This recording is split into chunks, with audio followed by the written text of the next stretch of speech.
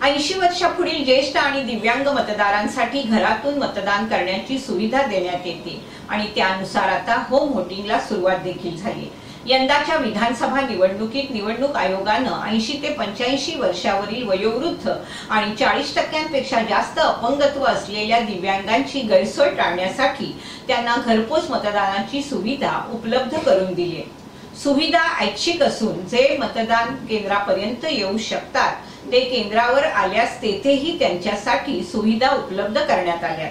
विधानसभा सार्वत्रिक निवडणुकीत मतदानाचा टक्के वाढवावे आणि मतदानापासून कोणीही नागरिक वंचित राहू नये यासाठी लोकसभा निवडणुकीप्रमाणेच विधानसभा निवडणुकीत 85 वर्षावरील आणि दिव्यांग नागरिक जे मतदान केंद्रापर्यंत पोहोचू शकत नाहीत अशा मतदारांसाठी घरून मतदान करण्याची सोय उपलब्ध करून देण्यात आली आहे।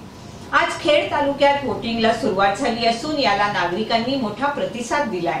रत्नागिरी जिल्ह्यातील 85 वर्षापुढील 3583 मतदार आणि 592 दिव्यांग मतदारांचे आजपासून घरातून मतदान होणार आहे। विधानसभा मतदार संघनिहाय 85 वर्षापुढील गृह मतदानासाठी पात्र मतदार संख्या दापोली 817, गुहागर 768, चिपळूण 724, रत्नागिरी 661 आणि राजापूर 613 अशी असून एकूण 3583 मतदार होम व्होटिंगसाठी पात्र आहेत। तर दिव्यांग मतदार संख्या दापोली 113, गुहागर 136, चिपळूण 111, रत्नागिरी 126 आणि राजापूर 106 असे एकूण 592 दिव्यांग मतदार होम व्होटिंगसाठी पात्र आहेत।